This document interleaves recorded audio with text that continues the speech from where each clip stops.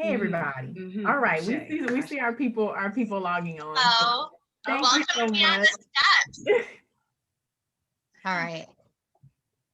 All right. I So think we're good now. We're yes, good. we're good. We are totally on. We're here with Asysha Upchurch for today's conversation. We're checking in just a tad bit behind. But the important thing is that we are checking in today. So I see everybody logging on there on Facebook. Thank you so much. Welcome to Beyond the Steps. I don't even know what episode this is, but it doesn't matter because we are here. I can't even tell you the number right now. But I hope that y'all's week has not been like our week. But we're going to end this week and start the weekend on the highest note we have ever started a weekend ever. Yes. We're going totally up. So I am Melissa McDaniel with Turning Point Dance Creations. This is Bree Zabrowski with Apollo Performance. And this is the amazing and wonderful Asysha Upchurch appearing on Beyond the Steps for the second time. And we are, I know, 2 whole times. And we are talking about how do we teach hip hop from a historical perspective so that the cultural significance is not lost. This is such an important topic and a timely topic because I know we are deciding on our schedules for next year, what classes we're going to be putting on our schedules and offering. And the thing is that we have to make sure that we are honoring this art form. It's an amazing art form full of pioneers and icons who have really invested and poured into it. And it is so important that we acknowledge that. We acknowledge the history, the evolution, the cultural influence, pay homage to the pioneers, and recognize the technique and skill that's required to hone the craft of being a hip hop dancer. So unfortunately, those are things that are frequently missing. One, because the art form is young. Two, just because of the roots of the art form, people are not necessarily really checking for that at this point. So we have to change that, and that's what we are here to do. So we have Asysha here with us, and I want Bree to tell you a little bit about her before we jump into it. This conversation is going to be awesome. Yeah, welcome back, everybody. Thank you, Asysha, for being here. For those of you guys that missed the episode, we had her last time. I want to tell you a little bit about her. So she is the dancing diplomat, award-winning artist, passionate educator, and sought-after consultant who creates and facilitates and designs for radical change. She holds an MA in International Peace and Conflict Resolution from American University and an EDM from Harvard University. Asysha is a lecturer on education at the Harvard Graduate School of Education, where she has pioneered courses and initiatives to elevate hip hop in movement as necessary tools of transformative education. She is the founder and director of Hip Hop X, which is a lab project that explores the power of hip hop in education through intergenerational programming. And she also has a media and merchandise project, DOPE, which is stands for Dismantling Oppression and Pushing Education. Asysha, thank you for being here again on this crazy Friday. Thank you for jumping in so quickly. We appreciate you being here. I know, obviously, you're passionate about elevating the art form of hip hop dance. And what is it about hip hop dance for you that makes it so transformative for those of us who learn to perform and learn it and teach it as an art form? Great question. And thank you all for having me back. You know, I feel like you all are my two of the like coolest people that Zoom University gifted me. Like, you know how you used to like bump into people and be like, I remember I met you. It's like I met you on that one Zoom. So first of all, Now, yes, that's how all. we all talk. I met you on Zoom. Yes. On Zoom, which is so indistinct now. But I appreciate the question. I appreciate this topic. And I really think it's quite simple. It's fun. Yeah. It's fun. And the simple part of that also, I think, highlights the crazy thing that happens as we get older is like we learn how the world works. And how the world actually works is not very fun. Right. And then therefore having to navigate through it. I think one of the things that we sacrifice when we have to lean into navigational energy is you have to like let some fun go. It's like I just got to try to get through this. And hip hop is like fun. And I think it also, the movement in it, is like all the body parts are in play here. Like we're not gonna really censor. We're gonna celebrate that the anatomy of the human body can move these different ways, and it's playing with the music and the polyrhythms. And so I think the fun and the joy, in hip hop dance, street dance, is what just makes a lot of people get excited, because it's like this little invitation to like, do Yeah. you want to have fun? And fun is one of the core principles of hip hop culture. So in a really kind of drill down response, it's the joy of it.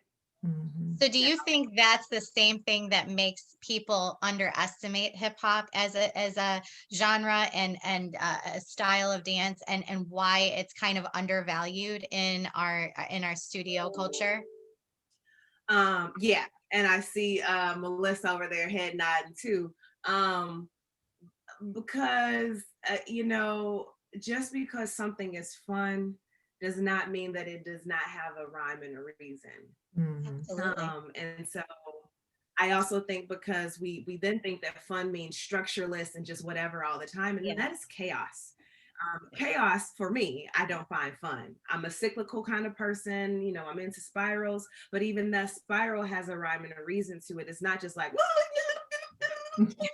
and so I think people go, oh, that's fun. That's an invitation for me to release. Where there Yeah. is release, it should be easy. Yeah. I don't have to take this as seriously as my other Right. The styles. actual Yeah. steps, if that's not natural to you, then it might not come easy. So then people get confused, like, wait, what? This is hard. This is real dance. It has a real Mhm. rhyme and a reason. So yeah. Yeah. Yeah. Thank you. I appreciate that. Yeah, I totally agree with that. I think that and I've heard people say it plenty of times. I want to take a hip hop class this week because I want to take something fun. Yeah. And it's like, Or conversely, you have the kids that train so hard in ballet and contemporary and lyrical that they don't want anything to do with it. And you're like, Mhm. this has so much to offer you as well as those other styles. This is something else that you need to know and add to your repertoire. So I think it's two opposite sides of the coin there, right? Mhm. Yeah. Absolutely. And I think also, I'm borrowing from a student that's in one of my a class, and I have now, and in their reflection, they're playing around with like lines in the body and just like playing with the lines. And the student was like, instead of, I invited the lines to just live in me. And when I read that and saw their movement exploration, it also invited me to think about what's my own immediate connotation of linearity and lines. And I tend to think like polar opposite, Yeah. uh it must a zero sum game, as Mhm. opposed to going, lines don't have to mean that they are straight and Right. direct and excluding things. Lines can help define parameters and borders and tell you where you get to play around in.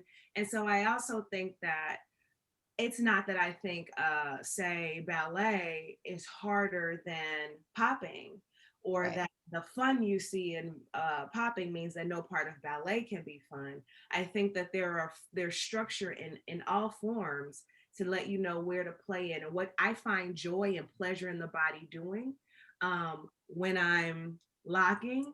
Like, that's some joy I get from locking. I find pleasure in like going to kind of a modern technique class and Yeah. going through it's a different type of pleasure. So I think, as we can also and have ourselves completely interrogate that fun does not mean absent of structure, and structure doesn't always have to mean it's about taking Love that. all the joy out. And Right. that's why I think it also gets hard for studios that are like, then they want to use hip hop as a one trick pony. Can you come in and just like our kids want to have some fun and play around with that hippity hop? And it's like, You're Yeah, like, there's a yeah, little bit more to it than that. Yeah. Yeah. yeah, absolutely. I think that this is the next question that I have is really endless. I think it's kind of like one of those spirals that we can just keep going and going and going. But I think it's also important to establish some baseline knowledge for our viewers who are out there who may not have a hip hop dance background. So what are some, as concise as you can be, because I know it can just go. grow and grow and grow. What are some elements of hip hop dance as a discipline? So I mean, basically, what makes hip hop hip hop? I mean, Loaded question. and that's a thesis, that's a debate topic, Yep. that's a I'm sure there's a couple of Clubhouse rooms about it.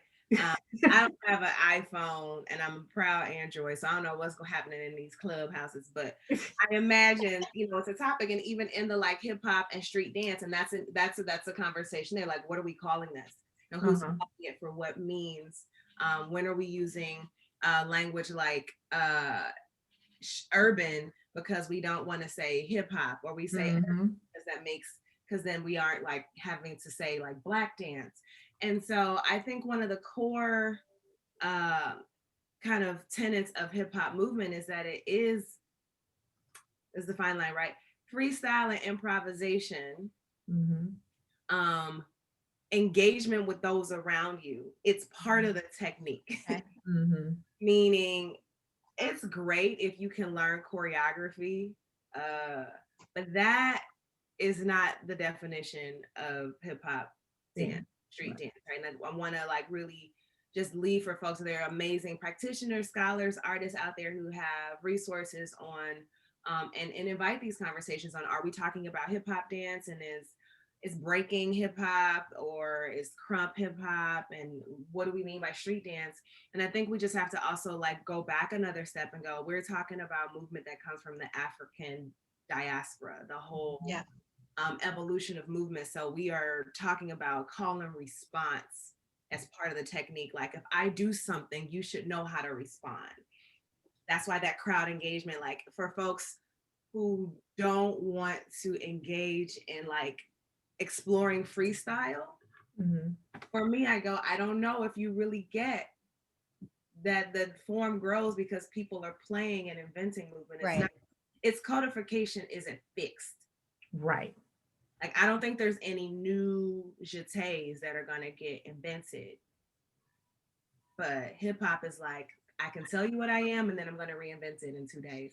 Right. Do you think that hip hop, the term itself, hip hop, is an umbrella? It's a culture. It's a kind of embodies a lifestyle. But beyond that, there's different genres that come out of hip hop. So there's popping, there's locking, there's breaking, there's there's fusion, there's Afro fusion. Like there are all these sub segments of hip hop. Do you think hip hop is pretty much the main umbrella for anybody out there that doesn't know? Is that just a big broad term, and then there's all kinds of different sub segments that come off of that?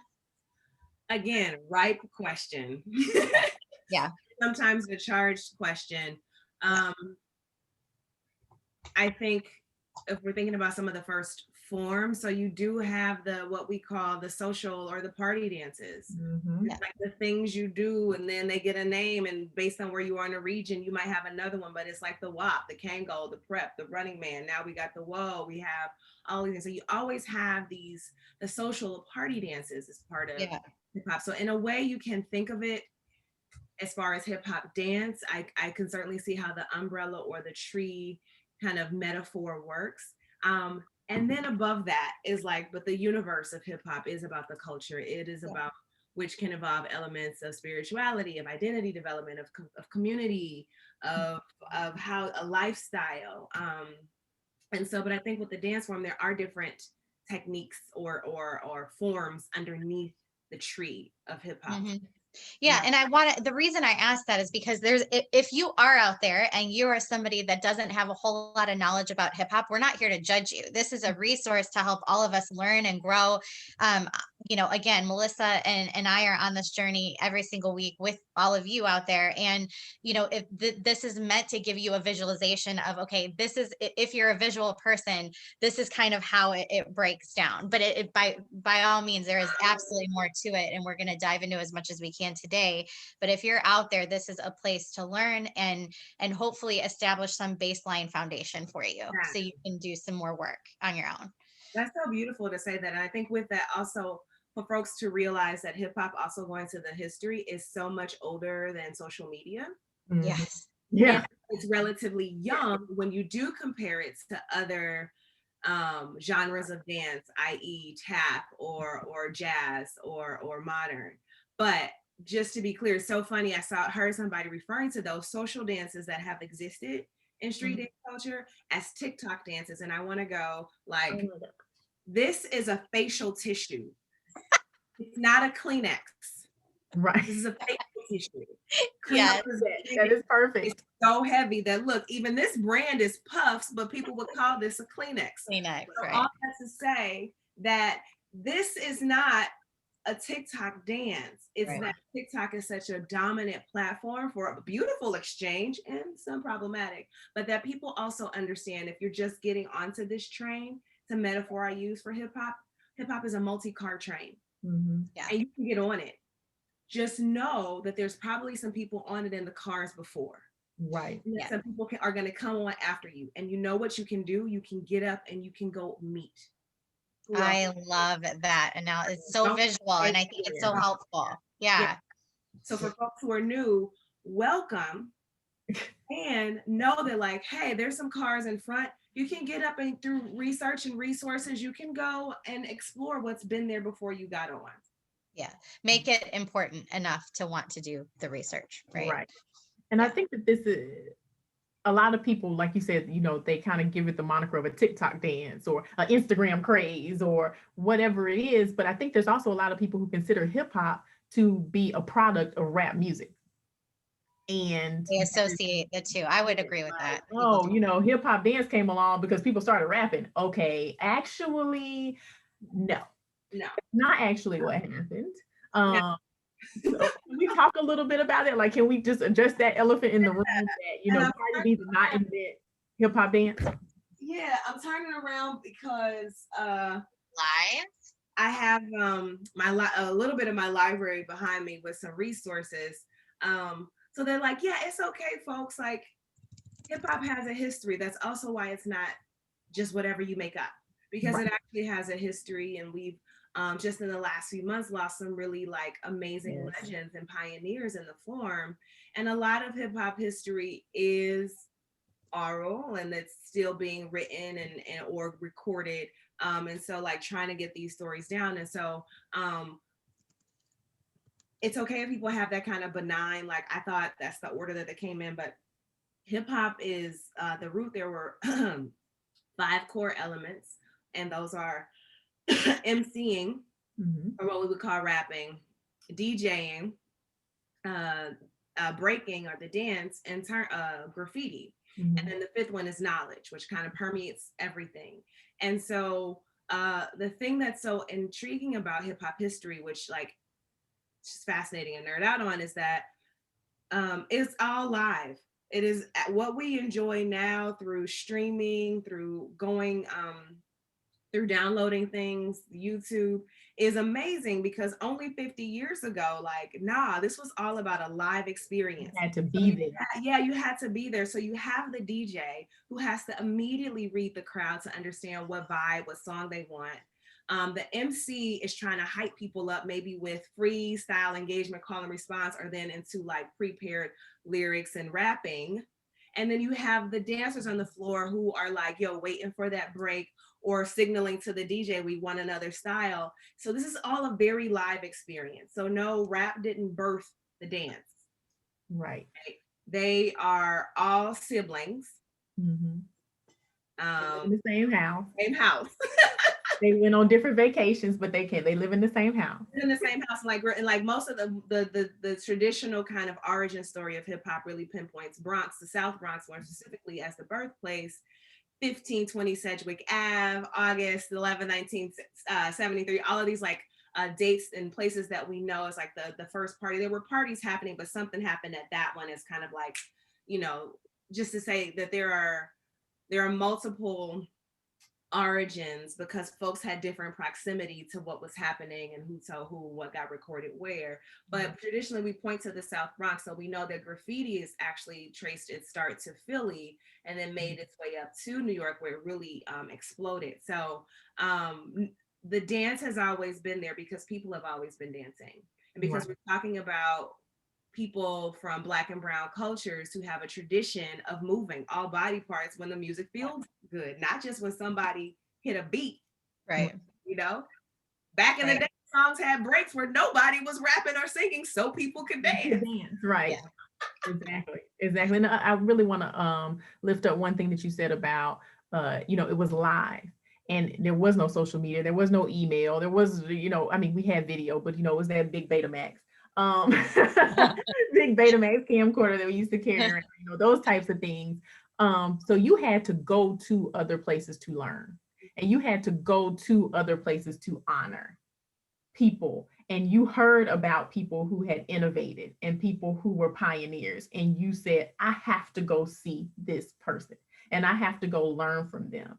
Not just, well, I got my own thing and I'm gonna be doing it over here on this corner and I'm not going to see what such and such is doing. That is that type of synergy, and is how this grew into an actual art form. Absolutely. Absolutely. More so than any other Yes. style of dance. Yeah, and that's why I think it's really hard. Like, I tried this as a teacher. I think that's why it's hard sometimes and I like watching the journey with my students, for them to realize the reason I'm having part of the class be about freestyling and you sessioning with yourself or with someone else is because that's actually more true to how this form grew, versus like, let me go pay money in this very transactional experience, Right. in this clean, crisp, pristine studio, and learn some moves. So I try to leverage, if that's the space that I'm in, I still try to like organize the class in a way to acknowledge, like, I don't know what to tell you. We're going to have to work on musicality, because and you have to do that in community. It can't just be you in a corner. Right. So that's part of the technique that I think folks also, or the training that I think folks also, it's hard for them to grasp. Mm-hmm. Yeah, you answered my next question perfectly. So, we have some comments, and I see you in the comments, everybody on Facebook Live, because we're gonna put a pin in those until the third segment, because I think they're gonna fit in nicely to what we're talking about there. But it's important to emphasize that hip hop is a culture, and dance is one of the many things that were born out of that culture. How do we maintain the integrity of this art form while still making it consumable to students and families who may not have adequate exposure to the hip hop culture? I mean, you just said, in these pristine walls where we're learning moves, is it better to teach it in a studio environment than not have it at all? How do we preserve that? Yeah, that's a great question. So I'm trying to temper like my emotional response wants to go, if you have no means of doing it with acknowledging the history, you shouldn't do it.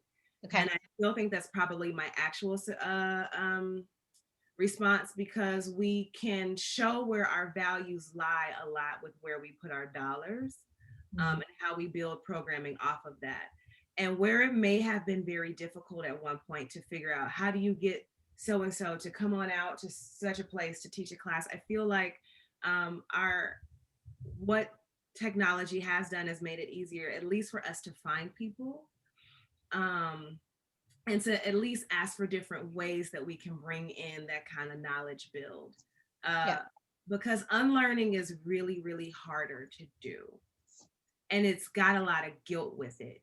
And so I would rather like, if folks don't have access to a person or some type of opportunity to send people out to like get some training or find a mentor, someone that you can ask to like support your program, I would encourage that first. Versus, well, because then for me, the other side of that's going to show that really where your values are around dollar signs. Because we know that most studios, listen, 20 years ago, you see a handful of studios having something called hip hop and street, jazz, funk, and that's a very tandem conversation. And you start realizing that through the MTV, back when MTV played music videos on television, when it earned its name, TRL, yes. Yo, MTV Raps. I'm dating myself. It's fine. But in those times where people are realizing, oh, this thing is happening. Studios are going, hey, we can get some more money in here, and they usually do it through kids classes. So this is what I am gonna say, with love, but with my firm head. Please do not use children's classes as the way to do throwaway instruction. Well, that person doesn't really know ballet, but we'll just kids, they don't really know hip hop, and we'll just have them with the kids. Because what happens if that person is good enough to teach a fun class, even though what they're teaching is wholly wrong, those kids are going to remember that. Because you remember what you care about, what there's joy attached to, and they're going to be learning severed history at the least, improper technique at the worst, right? Or some combination of that. And I go, instead of using the kids classes as a space, but that's where they make the money. I'm going, what can you do in your adult programming to start there, or do a teacher training to get your teachers educated? So I understand why people want to do it. And I've had this question asked to me when I'm in rural settings and somebody's like, ooh, maybe we shouldn't be teaching this. And I'm kind of like, because that learning becomes harder and guilt ridden. To be clear, you're not saying don't teach young kids how to move in that way, but if you're going to call it hip hop and we're going to label it that term, we need to teach it correctly, like any other technique. And if you're not going to do that, and you're not going to teach it the way that it needs to be taught, referencing the rich history and the proper terminology and all of the things that go into it, and you're not going to start with that foundation, maybe call it something else. Maybe we're calling it, And I know that might be uneasy for folks to hear. And again, this is in love, but it's really, I mean, we have to, at some point, you got to call a spade a spade. And if it's not, if what you're teaching actually isn't the thing, then call it what it is. It is, right. Don't teach it, because I think, I will say this. I feel like far few people would even entertain having someone teach ballet when they know for goodness sure that ain't ballet that's happening in that class. Right. Oh, heads would roll. Yeah. So I'm hoping, if we want to be inclusive, have everybody at the table, then afford that same eye to all the dance forms. So then this is going off in a whole nother direction, but it's worth noting, when you go to competitions and you go to conventions, that ever broad hip hop category, that's got cheerleading in it. That you're teaching this in your studio, but it's not hip hop. But really, where do you put it then at competition? Because that's where that's where they have it to go, right? Or open. Maybe it's open. Open. I hate the open. I hate open. Melissa is offering. Melissa's taking this question. I know, but I don't. That's yes. I get what you're saying. It makes sense, but so that's systematically a problem, all around. Thing, right? So as soon as you start going, just pull this one layer, or you got a loose thread, and you're like, I could just, okay, that's this is unraveling. So here's the truth, though. This is the part we don't like signing up for, right? It's like, it might mean repositioning, renaming, or rebuilding programming. And I think also there needs to be room at the table for these big conventions around, where's the accountability on your level for what you're calling a thing? Because I certainly, when Melissa was cheerleading, I have gone to some hip hop dance competitions, and and I'm not positioning myself as an elder in the community, but it did more in line with me with cheerleading competition than, because it gets, so you can see that. I don't want people to feel bad. I'm just saying there are many levels to this. And if you are in a seat of influence, if you have a seat of design, meaning you get to name the classes, you get to name the programming, then instead of just accepting what we've been inherited, use your creative power to go, you know what?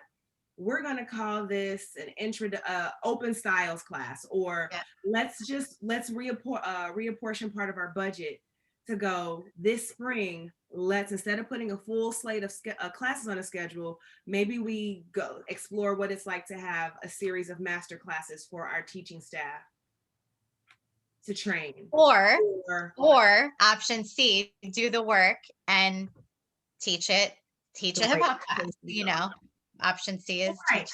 And here's the thing with that, I think I also want to say this, right? And this is a little bit of a side, but it's on a topic.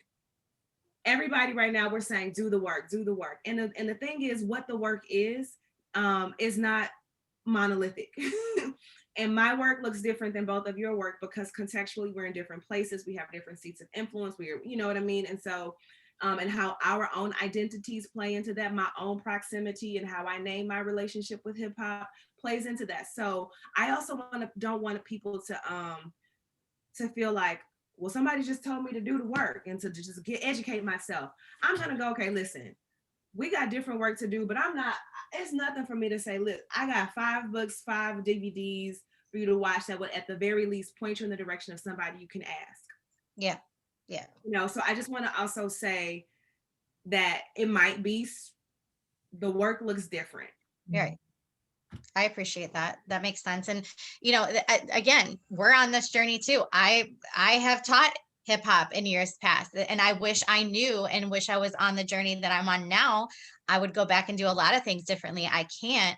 All we can do is know that from this day forward, we have to, if we have the opportunity, it has to be done differently. And so it wasn't pretty at the beginning. I would erase a few years of my teaching as well, because I just did what other people did, but then I realized you see what other people did. Yeah, absolutely. And so, having that level of consciousness as we have an opportunity every year to make changes and tweak what we're offering to our student base. And, knowing that summer schedules are coming up and fall schedules are coming up, this is the time that we can take responsibility, because we do know now. You're hearing us say this now. So don't ignore it. Don't bury the head. Do something to tweak, to adjust, make an adjustment on your end, because it all starts with those little steps. So, I think it's really important. We talk a lot about the direct connection with hip hop dance and African dance and culture. Can you talk a little bit, just as briefly as possible, about that connection and why it's important that teachers communicate that information when they're teaching, reserves part of that time in class to educate their students on the history? Because teachers should be educating. Yeah. That's brief. That was brief.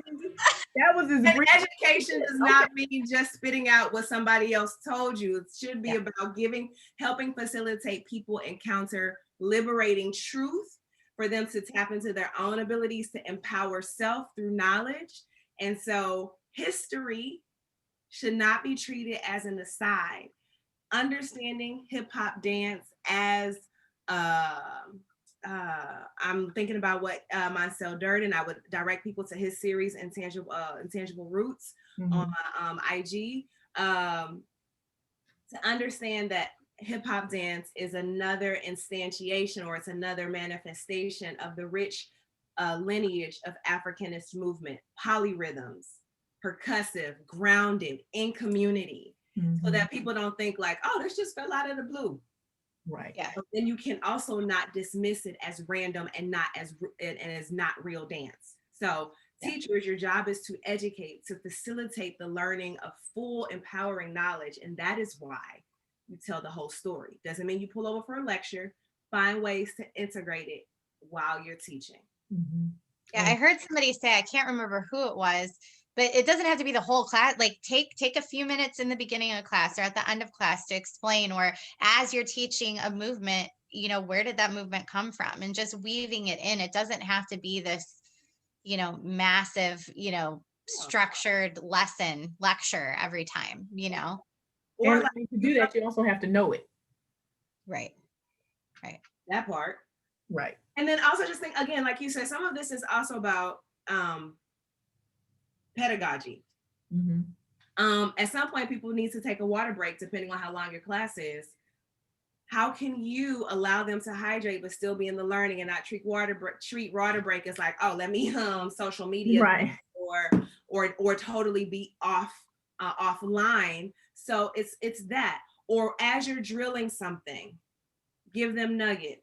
Like, or actually go for the first 5 minutes of class. We're going to watch this clip so that will stay with you all as we're drilling this. So then it's about, as I say this to people, it's about how are you setting up your class? Because we can't change how long the class is. So then you have to go, how do I structure the time that I do have? And you can't do it. Yeah. Right. Thank you. Absolutely.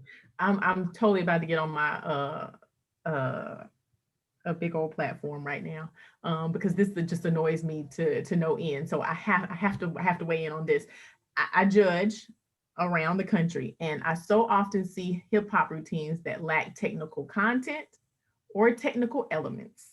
And immediately upon jumping on stage, they turn upstage and begin to twerk, and then they turn stage right and twerk, and then they turn to the front and twerk, and they turn, and then like I did a hip hop dance. Right. And that's exactly what my eyes do. So, but I mean, in defense of all the choreographers who are out there, me being one of them, you have to go and learn what it is, the fundamentals of the art form. So I know I might be putting you on the spot, but where can people go to develop those skills as a teacher? Like, are there training programs? Are there hip hop schools? And how do you know that those are places where you're actually getting accurate information? Because I think people want to offer it. People want to offer it. I don't know the motives for wanting to offer it, but people want to offer it. So the people that want to do it right, how do they may not have exposure. So how do they learn? Yeah. You're like, yeah, I don't know. Well, I was about to say something real, like, I'm gonna give you a real short answer again.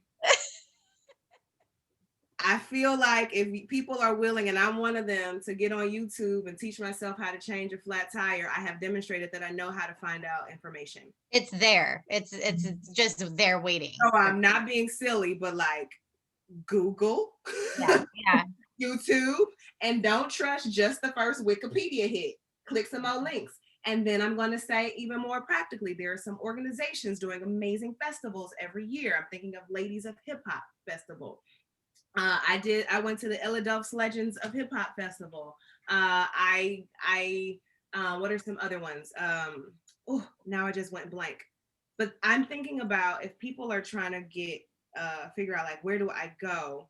I do in some ways believe that this COVID ed virtual learning world has made it much easier to find people and send them a message directly. Click on the send info contact. I do it all the time. There are lots of people for whom I'm like, well, all I see is their IG or their Twitter handle. And I try to strike up a conversation.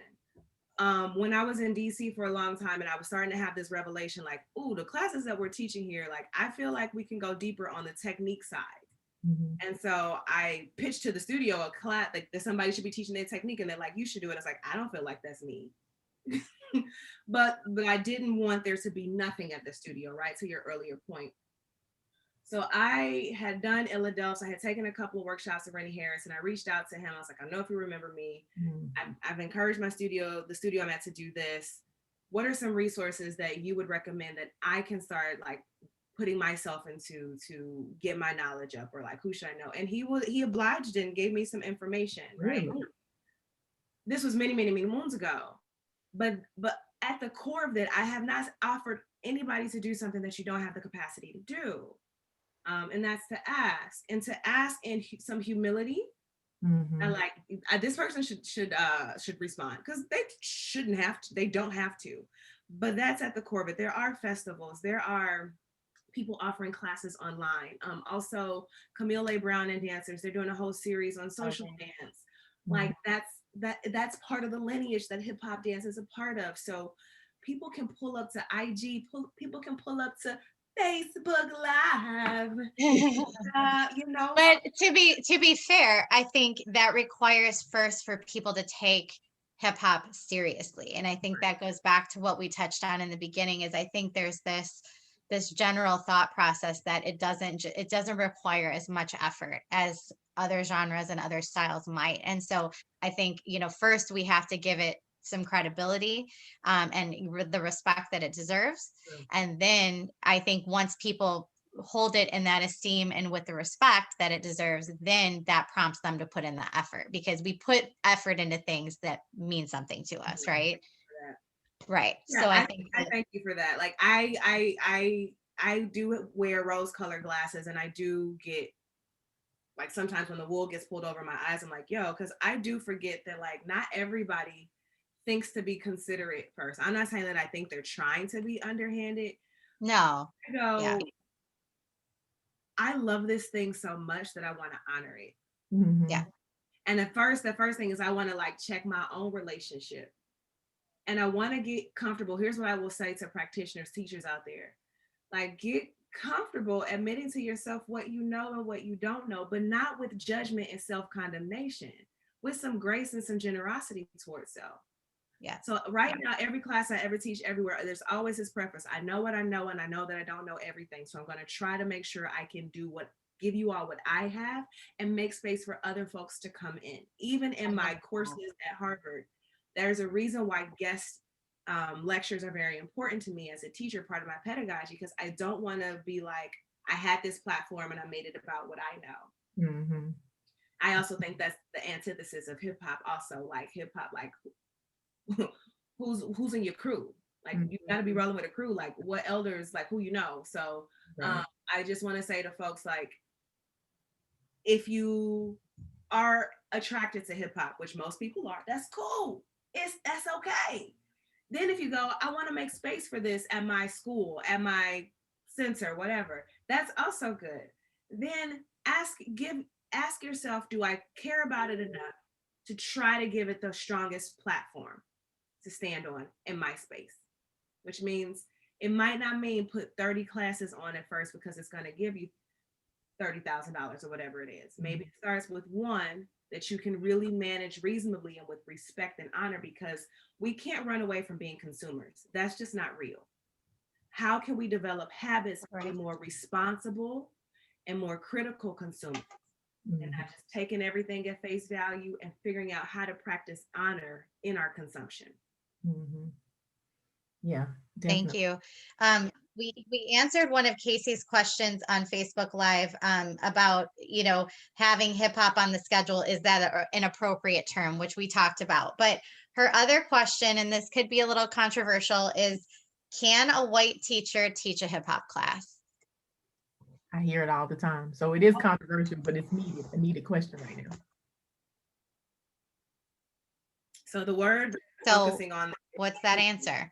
I'm focusing on the word can. And I'm going to get pedantic here or get into semantics.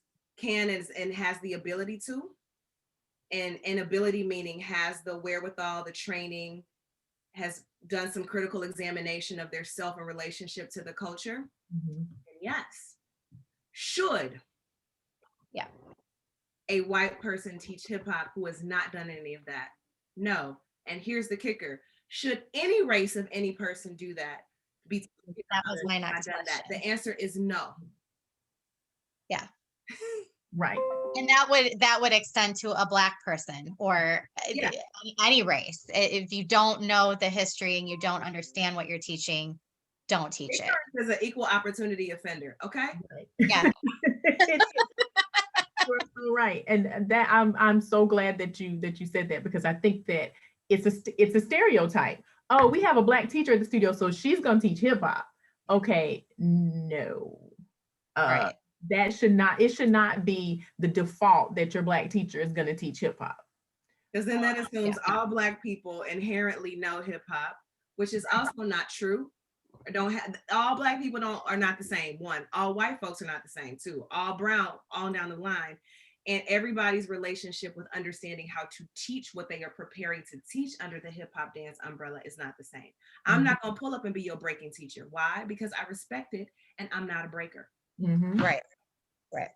And I'm Black. And because I can be honest, I would do a terrible job being your break teacher. And I would be unrightfully occupying the space of a seat of an instructor who could do a better job, who might be a different race than Black, but has done their work, has done their training. So I want people to also not like equate race with the past and race with knowledge. Thank you. I have one that just left my head for some reason. Oh, hiring. When you're looking to hire a hip hop teacher, what are some of the things that you should be asking? I guess one of them is, have you done your work? Where have you trained? What do you? I mean, I think when people are applying for jobs, I think this still happens. You have to have references. Yeah. Ask for references. So I will say this. Here's what I will say on the flip side of that. When you're in the middle, I lived in for Keller, Texas for a while. And it's, 15, 20 minutes outside downtown Fort Worth. And, you as a studio in the middle of wherever, suburbia, you get what you get in terms of people applying to your studio. And I've been in the position where you try to reach out for the most qualified teachers and you want them to come. Sometimes they're just not there. What do you advise people to do? You can only, pick from the pool of candidates that turn in a resume, right? So what is your your best advice to overcome that challenge for studio directors that really want to incorporate on the schedule, that may recognize, look, I'm not the one to teach this, but so-and-so that just turned in a resume might have way more knowledge about this than I do, but that so-and-so maybe isn't the right person. It's like, how do you overcome that? Is it better to not have it, not offer it? Well, one, I've never owned a dance studio because I have way too much respect for dance studio owners and the amount that you have to take on. I was like, no. Yeah, So first and foremost, the level of decision making and attending to different details and functions of the organization. I just want to say, boom, head wrap off to that. With that, so I'm not trying to be like avoiding direct answers, but I try to avoid giving answers like give me yes or give me no, because I'm interested in responses, and I'm interested in what happens when we think a little bit outside of the box. Why do you have to offer hip hop the same way you offer your other dance forms where you have qualified people? Mm-hmm. I immediately go, you're not in a position to do that yet. Right. So what are the other things that you could do? And then that's not like I can't give you those answers because I don't know what people's circumstances are, but I would go, again, can you start with guest master classes? Right. Maybe we don't put that on our schedule. Maybe we call that class something else, that intent that we have in our head, call it something else. And then we bring in a true hip hop master instructor, right? Can you go, hey, we were willing to pay somebody, I don't know, make up a number, $5,000 over the course of the year to be a hip hop instructor.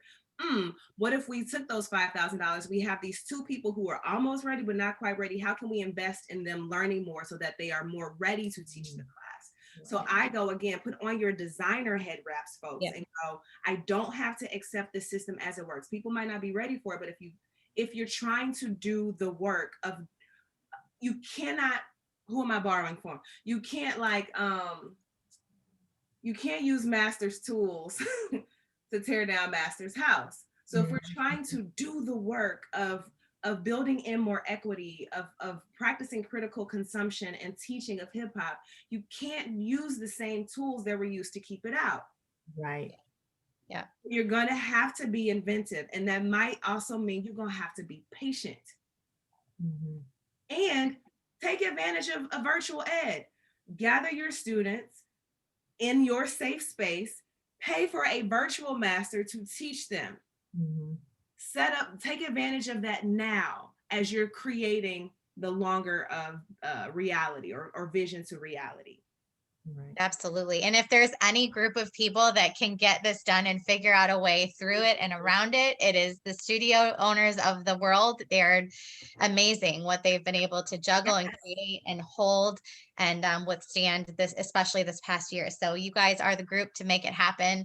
And that's what we're challenging you to think about, going forward is how can we provide this education and this instruction appropriately to our students and in a way that best honors the history and the culture that it comes from, right? So I move on to the action item though, because let's give homework. I want to give homework. I do want to say real quick, because I asked the question about hiring, and I think that this needs to be lifted up and recognized that in your hiring, when you're doing this, you're talking about who do I hire and who's the best person, you have to check your bias.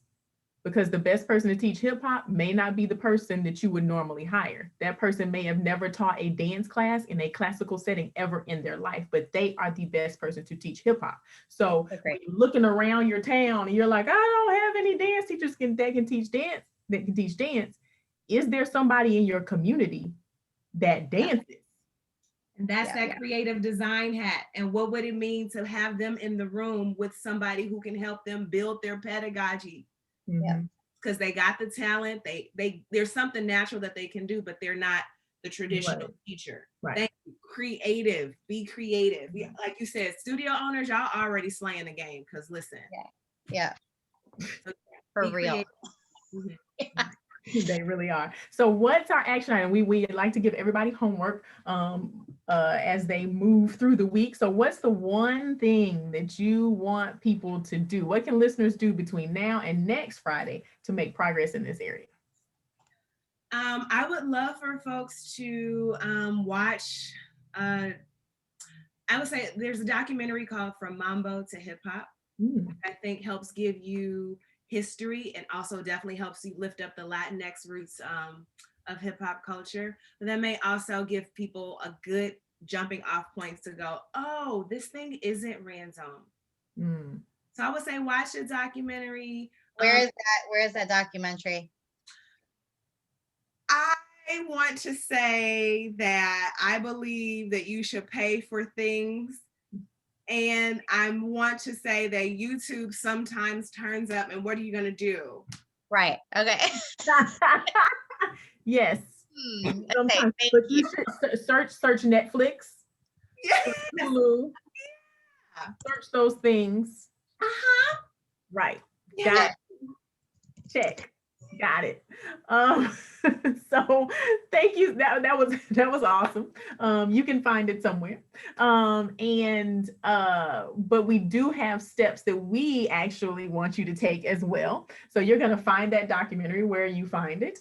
And then we also have the steps module, which is offered by Apollo Performance. It's a totally free program. Free. FREE, free, the best word in the English language. It is a totally free program, and there is a racism in dance module that is in there that specifically talks about teaching hip hop with people who actually know hip hop and having that as a step. And I'm super partial to that module because I'm the one who actually created it and did it. Right. So, your roses. It's the best module ever in the whole wide world. So please go take that. And there's also courses that are offered by YPAD in different areas where you can definitely train yourself. Bree is popping into the chat where you can do the Apollo Performance Beyond the Steps modules, as well as YPAD. And Apollo has this amazing 25% off discount code for any of your YPAD courses, Apollo 25. You can see it in the chat, so you can get, it's not free, but it's less than what it would normally be, which is the next best phrase in the English language, less than what it would normally be. Yeah, and all of this stuff it's professional development. It's things that we talk every week about, things that, there is no set regulatory governing body in the dance world. And, there's a lot of debate about if that needs to happen, if it doesn't need to happen. And I think everybody picks and chooses when they want that governing body to be involved. But at the end of the day, it's really on us right now to do the work and educate ourselves as much as possible, not only just in this topic, but in every topic, to create happy, healthy dance spaces for all of our dancers, no matter, their race, religion, ethnicity, etc. So all dancers deserve that.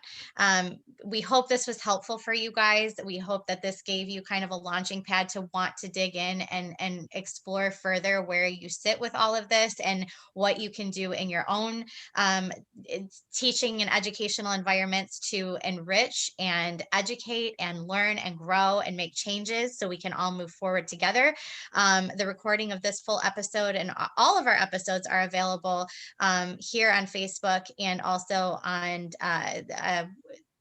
you emailed us out. In my bio at TPDC_on_IG, there's a link to all of I'll get it right one time in my life. I swear it's not going to be now, but I'll get it right. If you register to join us on Zoom, you're going to get a recording of each and every episode that we do. We ask you to please share. We share these in all the dance teacher network groups and education groups. It's so important, the things we talk about every week. We are booking for experts and episodes for coming in the summer, late spring and summer. So if there's a topic you want to know more about, or if you believe you know an expert or are an expert in any particular field, please message us, info@apolloperformance.com. Thank you, Asysha, for being here and joining us. Your insight is so much appreciated, and we have so much respect for the work that you do and the way you uphold all of your values and educate. It's just very inspiring. And I learn so much from you every time you're here. Thank you.